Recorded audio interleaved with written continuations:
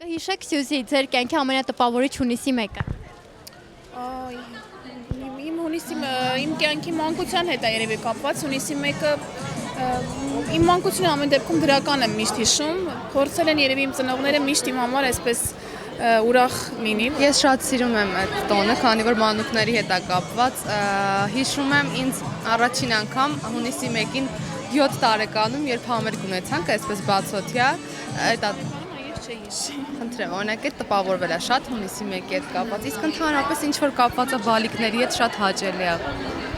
Ինչ է կարծում, ինչի պակաս ունեն մեր բալիկները եւ ինչ կմաղթեք նրանց տոնի առթիվ։ Ես ուզում եմ, որ մեր մանուկները, մեր հայ աշխարհի բոլոր մանուկները լինեն առողջ,